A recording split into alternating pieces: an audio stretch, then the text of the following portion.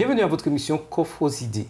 Nous continuons nos études sur Au-delà de la mort et aujourd'hui, nous allons discuter d'un point particulier. Dieu créa les cieux et la terre. C'est quelque chose que nous croyons tous. Mais l'ennemi de nos âmes a toujours une contrefaçon. Et nous allons parler aussi de Socrate qui pensait tout à fait le contraire. Et nous allons discuter avec Evie et Cassandra. Et Evie nous fera la prière. Seigneur mon Dieu, nous te remercions pour ce moment que tu nous donnes dans l'étude de ta parole.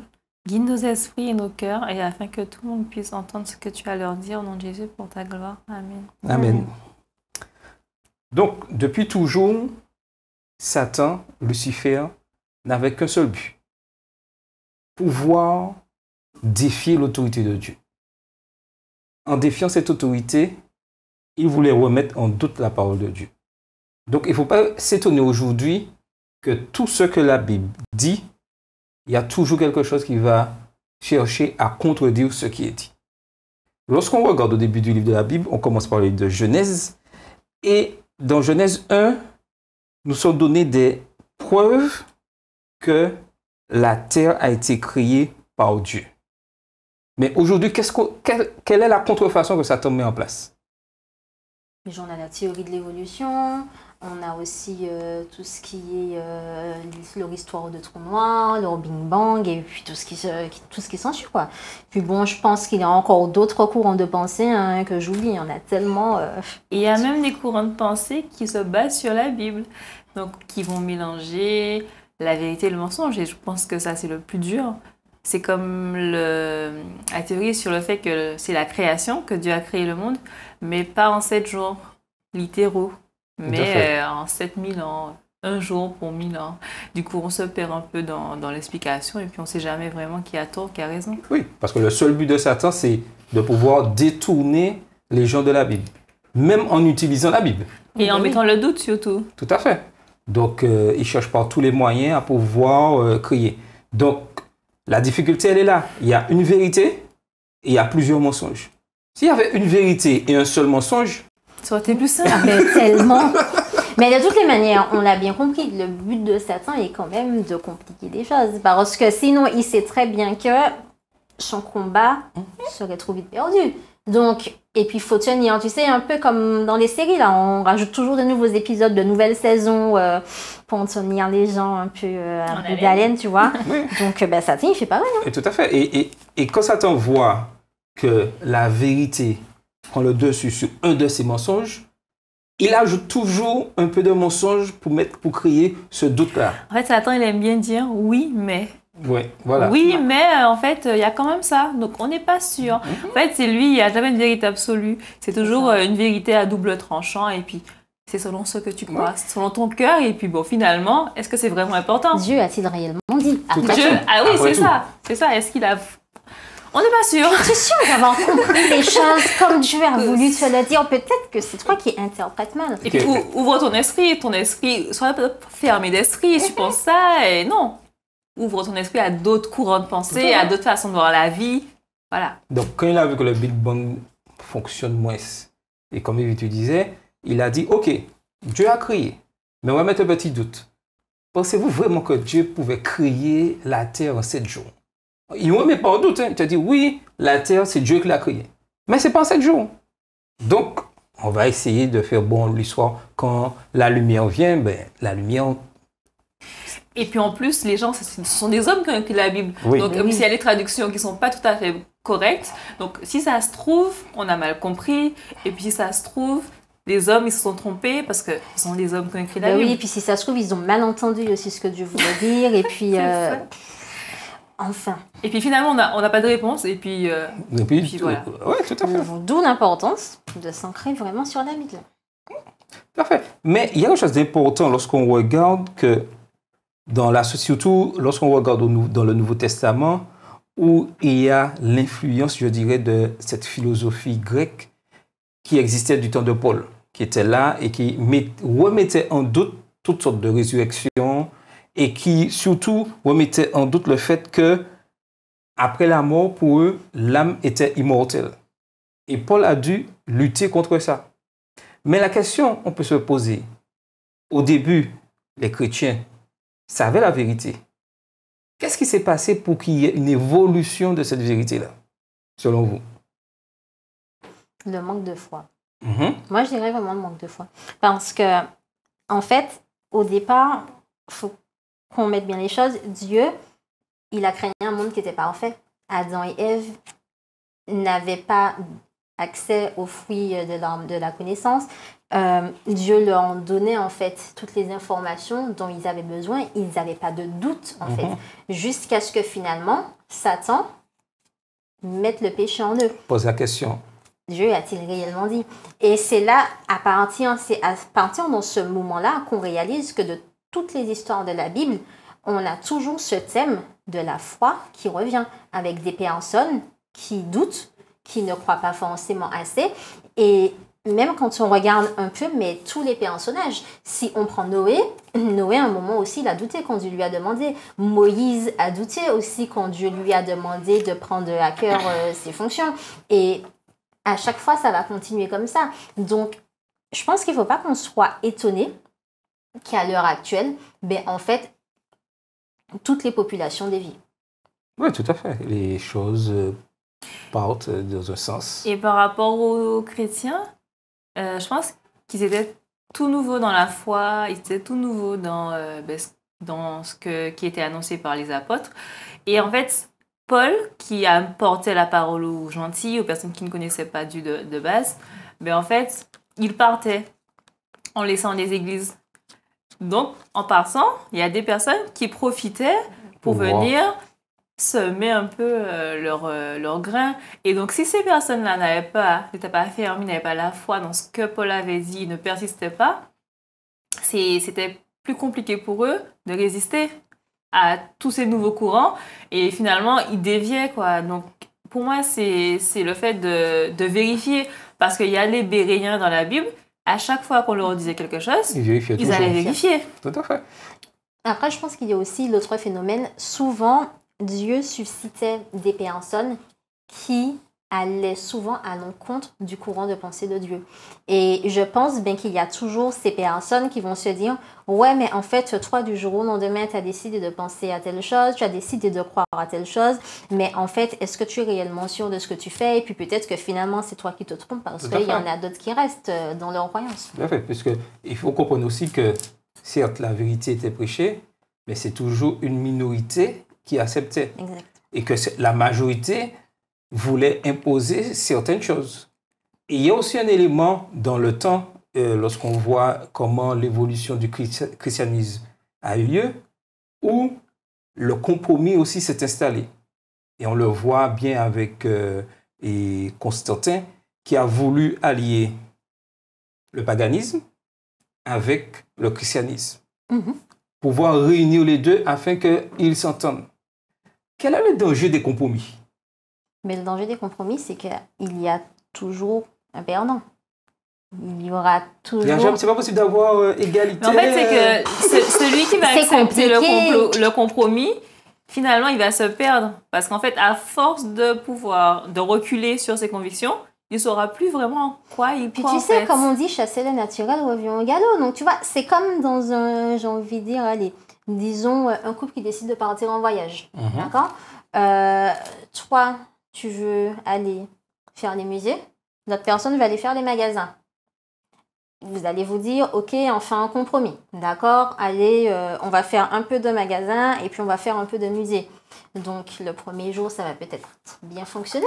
Le deuxième jour, ça va peut-être bien fonctionner, mais le troisième jour, il y en a un des deux qui va dire, ouais, mais en fait, ton histoire de compromis, là, ton histoire de musique, ton histoire de magasin, je commence un peu à en avoir marre, quoi. Donc, non. Donc, moi, je pense qu'il y a des compromis et je pense que d'autant plus, c'est ce qui est le plus dangereux. Parce que c'est comme ça que l'on perd les âmes beaucoup plus. Et d'ailleurs, ça se voit très bien avec les fêtes actuelles dans la société qui sont ancrées de paganisme. Les gens perdent notamment l'origine de ces fêtes-là. Ils oublient que ces fêtes-là, à l'origine, mais parfois c'était adressé à d'autres dieux, c'était, tu vois, pour adorer d'autres personnes. Et finalement, ils se disent, ouais, mais comme l'Église catholique nous donne ces jours-là, ou par exemple va faire la messe pour telle et telle chose, c'est que c'est une bonne chose. Oui. Alors qu'en fait, c'est pas bon. Et d'ailleurs, ce que je trouve fascinant, c'est que quand parfois on va parler avec ces prêtres ou autres, eux-mêmes, ils sont les premiers à te dire « Ah oui, mais en fait, les gens, ils font leur truc, mais nous, on sait très bien que ce n'est pas bon, hein? » Tu vois? Et au final, Satan, il perd beaucoup d'âmes comme ça. Tout à fait. Il fait ce mélange et pouvoir amener... Puisque lorsqu'on regarde au début, Constantin, pour allier, je dirais, ceux qui ne croyaient pas, les païens, l'influence qu'il y avait des Romains et le christianisme, a décidé de prendre une partie, par exemple, les païens adoraient le soleil, pour ramener l'adoration au dimanche, jour d'adoration, et retirer le samedi. Et au fur et à mesure, pouvoir être liés. Oui, mais tu vois, tu prends l'exemple du dimanche, mais par contre, les prêtres te disent clairement, effectivement, on reconnaît que le samedi, c'est le jour du Seigneur. Tout à fait. Et que c'est effectivement le sabbat. Par contre, ça arrangeait tout le monde de venir le dimanche plutôt que le samedi. Sur le plan économique, c'était plus rentable. Donc, on trouve une explication pour le dimanche. Au moins, bon, là, on parle du catholicisme qui reconnaît qu'il a changé, c'est donner l'autorité. Mais lorsqu'on regarde d'autres églises protestantes qui adorent le dimanche, eux, ils cherchent toujours quelque chose dans la parole Bible, pour justifier.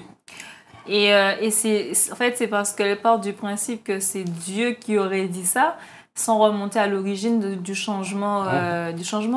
Et pour moi, le plus dur et le plus pernicieux dans le compromis, c'est que finalement, la vérité n'existe plus.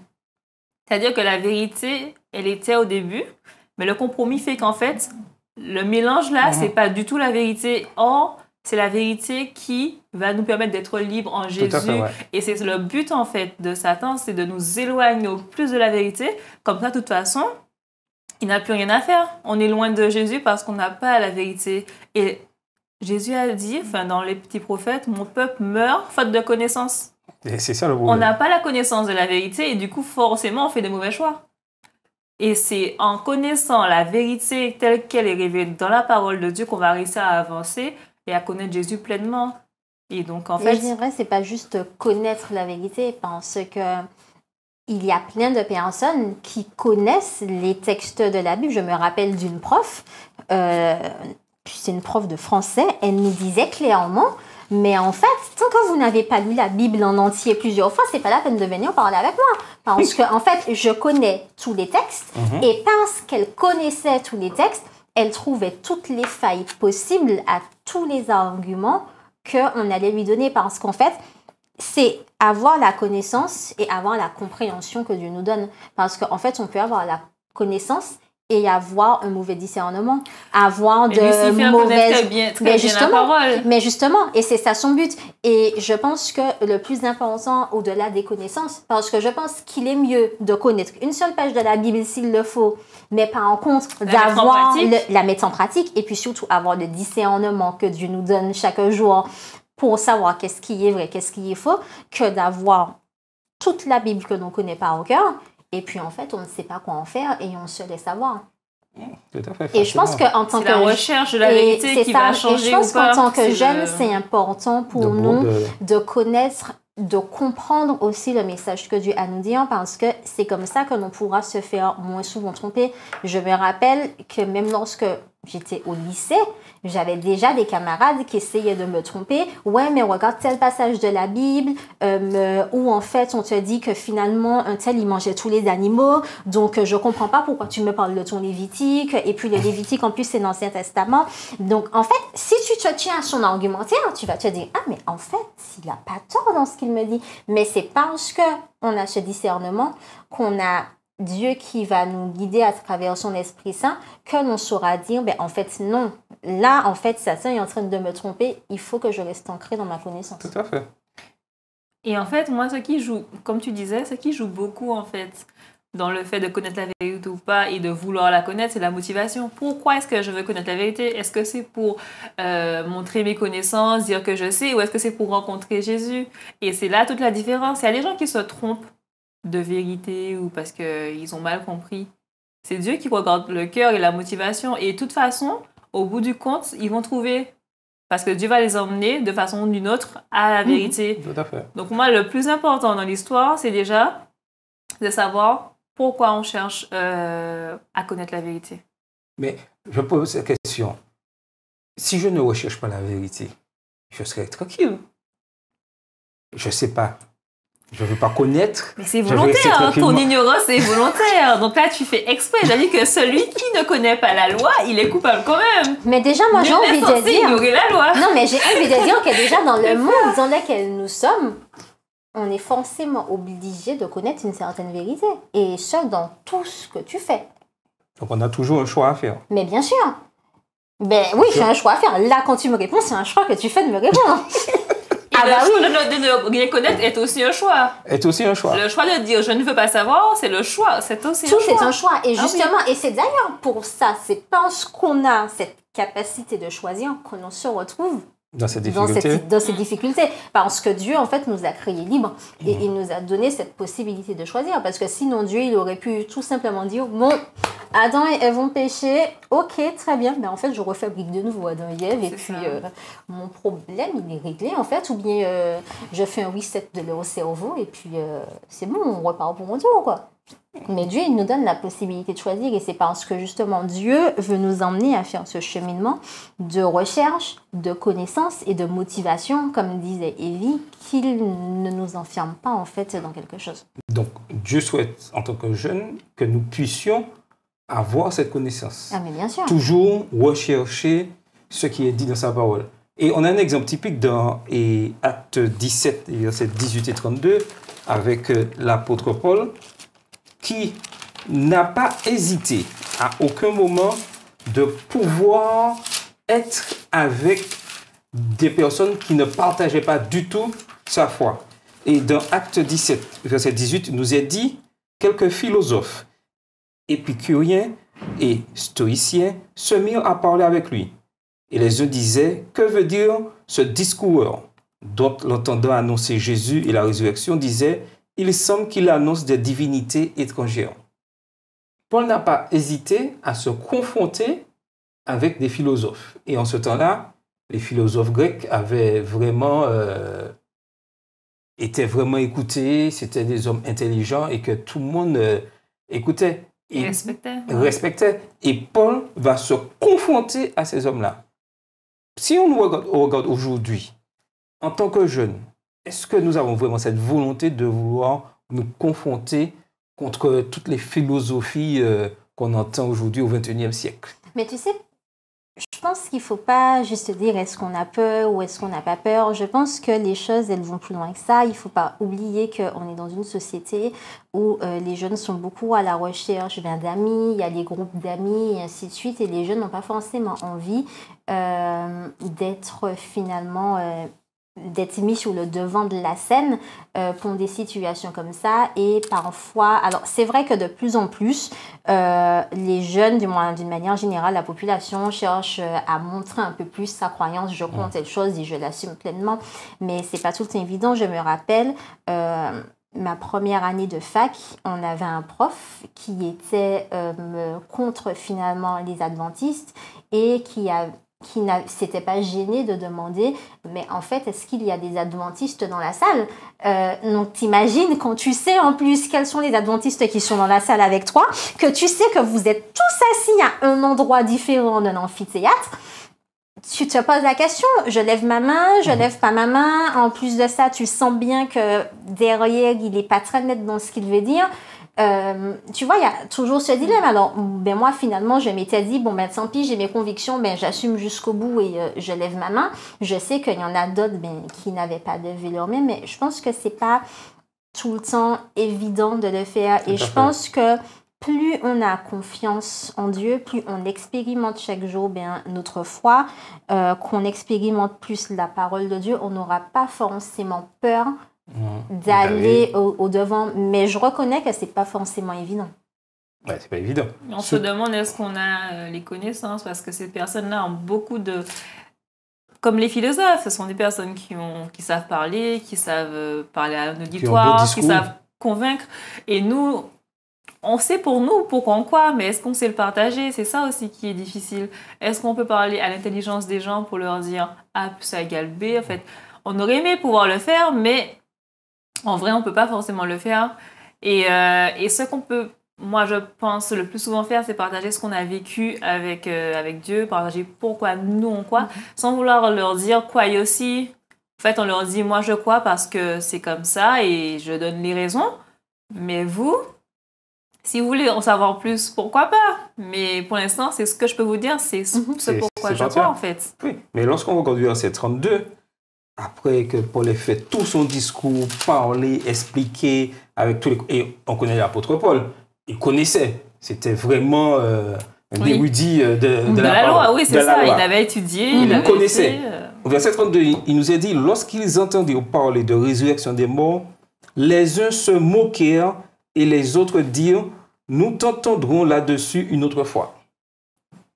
Mais malgré que le discours de Paul, un homme qui sait parler, il est moqué par les philosophes. Mais moi, ce que je trouve bien dedans, c'est que finalement, il ne ferme pas complètement la porte et il ne rejette pas complètement parce que le simple fait de dire « nous t'entendrons une autre fois », ça veut dire qu'ils sont prêts quand même à écouter. Tu vois, ce sont pas des personnes qui sont catégoriques. Oui, tu nous as parlé, mais en fait, on n'en a strictement rien à faire de ce que tu nous racontes. Ils sont quand même prêts. Et je pense qu'il faut pas que l'on sous-estime le pouvoir de nos paroles. On a des convictions, et bien oui, il ne faut pas qu'on ait peur de pouvoir expliquer aux gens ce que l'on croit. Il ne faut pas que l'on ait peur de donner aux gens des arguments. Alors, peut-être que celui qui, par exemple, était athée et à qui on va parler du sabbat, par exemple, pour la première fois, eh bien, il va peut-être pas croire tout de suite au sabbat. Mais finalement, ce texte nous montre bien que l'important, c'est de pouvoir planter, en fait, des graines. Et peut-être qu'un jour, ben, cette personne fera une expérience qui la fera croire. Et là, quand on regarde bien, quand on continue au verset 34, on nous dit que certains, finalement, ont quand même cru et sont partis avec Paul. Donc moi, je pense qu'il ne faut pas que l'on se dise de toutes les manières le combat est perdu d'avance, que celui qui est en face a peut-être plus de connaissances que nous, mais aller vraiment, comme Dieu avait dit à Gédéon, ben va avec la force que tu as en fait. Mais Evie disait quelque chose tout à l'heure, d'important, le témoignage. Et aussi le témoignage de Paul, le vécu de Paul était connu des philosophes. Même s'ils ne partageaient pas les idées que Paul annonçait, ils savaient que ce que Paul disait, il le vivait. Et je pense qu'aujourd'hui, en tant que jeunes, si nous voulons être crédibles vis-à-vis des autres, il ne faudra pas avoir peur d'être moqué. C'est sûr et certain, on va se moquer de nous. Il y aura des gens qui sont contre. Mais ils vont surtout regarder, est-ce que je vis ce que je dis? Est-ce que lorsque je parle du sabbat, est-ce que je vis le sabbat? Oui, parce que tout se voit, tout se sait. Et c'est là que tout va... C'est là que tout joue. Mais vous savez, des trucs tout cons, je me rappelle, souvent je disais à mes camarades, non, il y a le sabbat qui va commencer le vendredi soir, donc en fait, je ne peux pas aller à tel endroit avec vous, moi je vais rentrer chez moi. Et les rares fois, j'ai des camarades qui finalement, eux, ont décidé de faire l'inverse. Tout de suite, j'ai reçu des messages, mais en fait, tu peux me réexpliquer pourquoi toi tu dis telle chose et pourquoi lui, en fait, il ne fait pas comme toi? Parce que finalement, là, j'ai un peu de mal à comprendre. Et en fait, là, on repart dans un truc et c'est là que je me dis, notre témoignage, en fait, ça a vraiment une grande importance. Et au-delà même de tout ce que l'on va pouvoir dire, c'est vraiment nos actes, en fait, qui seront regardés et d'autant plus quand on est jeune. Donc, c'est l'importance aussi de faire savoir le choix qu'on fait. Exactement. Le titre de la leçon, Socrate ou Jésus. Donc, il est important de voir dans quelle direction nous voulons aller. Mais comme tu disais, il n'y a pas de voie intermédiaire qui arrangerait tout le monde, la voie intermédiaire. Ça allait être... Écoute, un jour, on a envie d'être Socrate.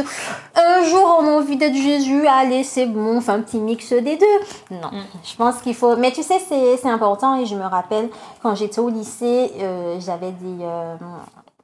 personnel administratif ou autre, notamment c'était ma professeure adjointe, je crois, qui me disait, écoute, vous les adventistes, vous dégagez quelque chose. Elle me dit, je ne saurais pas vous expliquer quoi, mais vous dégagez une certaine paix, une certaine joie. Et là, je me suis dit, mais en fait, il ne faut vraiment pas qu'on sous-estime le pouvoir de notre comportement vis-à-vis des autres. Et je pense vraiment que c'est le meilleur moyen d'évangéliser et d'amener les gens finalement à la vérité. Tout à fait. Puisque c'est très facile, quand je parle de compromis, c'est très facile de faire comme la majorité fait, que ce soit dans l'habillement, dans le fonctionnement, comment on dit, se fondre dans la masse. Oui, dans la masse, on est là tranquillement, incognito. Mais la seule chose, c'est que lorsque nous avons décidé de suivre Jésus, ce que personne nous a forcé, nous devenons, je dirais, une petite lumière qui, quel que soit l'endroit où il sera dans ce monde de ténèbres, sera vue. Et oui, parce qu'on va interpeller les gens dans chaque chose qu'on fera. Parce qu'en fait, à chaque fois, les gens disent, mais enfin, dans le repas, dans la façon de s'habiller, dans la façon qu'on s'amuse, ils vont se dire, mais pourquoi tu fais comme ça et pas comme ça? Et du coup, ils vont s'intéresser, même s'ils vont se moquer, parce que c'est pas leur habitude ou ça défraie la chronique, mais ils vont quand même s'intéresser, ils vont poser des questions. Et ça va aller travailler. Peut-être un jour, comme tu disais, cette graine-là, elle va se lever parce qu'ils vont entendre d'autres choses. Et si nous, à notre niveau, on ne joue pas bien notre rôle, ou on est sur deux tableaux, là, en fait, le jour où le Seigneur va les visiter pour leur permettre de comprendre des choses mieux, mais peut-être ce jour-là, ça va pas... Enfin, ils vont se dire, oui, mais un tel...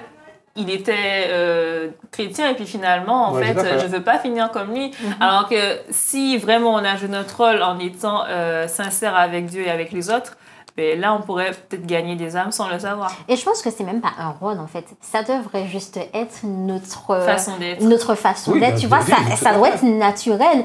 On ne doit pas voilà, tu vois, on ne doit pas se dire, bon, ce matin, il faut que j'agisse correctement parce qu'il faut que je puisse planter des graines. En fait, il faut vraiment que ça soit naturel, que ça soit dans notre façon d'être. Et ça, je pense que c'est quelque chose qui finalement se cultive chaque jour parce qu'on ne va pas devenir comme ça. Il ne faut pas qu'on oublie qu'on est des êtres humains, qu'on est quand même des pécheurs finalement, mais Dieu, ce qu'il veut au contraire, c'est cette volonté que l'on aura de vouloir s'améliorer. Alors oui, ça peut-être qu'on va faire un truc qui ne sera pas bien et puis que nos amis vont nous voir et ils vont se dire ouais, il a fait telle chose et ainsi de suite, mais par contre, si nos amis voient qu'après en fait, on s'est redressé et puis qu'on a pris de nouvelles conduites, de nouvelles bonnes habitudes et qu'on s'y tient jusqu'au bout et qu'ils voient effectivement un réel changement en nous, ben c'est comme ça que l'on pourra un jour porter du fruit. Et comme j'aime bien dire aussi que lorsque nous sommes fidèles à la parole, ça ne veut pas dire que nous sommes et que nous n'allons pas trébucher. Mais lorsque nous trébucherons, ça sera un accident. Et les autres vont le voir. Ils vont dire, et ils vont voir aussi que nous nous sommes relevés. Mais lorsque je décide... Et même monter déjà sur le oui, mais lorsque je décide... Ils attendent des fois qu'on tombe, hein, parce qu'il y a ceux, ils te regardent, ils t'épient, ils disent mais à quel moment elle va flancher, mais après, c'est sûr que tout le monde n'a pas la même mentalité. Non, mais souvent, c'est comme ça. Souvent, moi, j'ai souvent vu, les gens, ils regardent à quel moment ils pourront dire ah, tu vois, c'était pas vrai. C'était pas vrai. Tout ce que disent, en fait, ils ont tellement envie de montrer que tout ce que tu dégages, finalement, en fait, ça ne peut pas exister, parce qu'ils sont tellement convaincus que c'est surréaliste, qu'ils se disent mais ça ne peut pas être vrai. Et du coup, en fait, quand il se passe quelque chose, ils se disent, tu vois, j'avais dit que finalement... je t'avais dit que ton Dieu là que tu sers, il n'allait pas te sauver par... Je t'avais dit qu'il n'allait pas te sauver. Quand tu tombes, que tu te relèves, là c'est un témoignage. Là, ton témoignage est encore plus fort. Et c'est là, il ne faut pas avoir peur de chuter, mais le but principal, c'est d'obtenir la vie éternelle, de se relever, puisque Christ va toujours nous relever, il faut montrer ce témoignage-là. Donc ça, c'est important pour nous en tant que jeunes de pouvoir comprendre l'importance de faire confiance à Dieu, même si je vais trébucher, Dieu sera toujours prêt à me relever, mais toujours montrer un visage, je dirais, heureux, bienfaiteur de quelqu'un qui décide de suivre Christ. Et nous avons ce choix à faire. Alors, ferez-vous le choix? Socrate ou Jésus? C'était votre émission Coffres idées.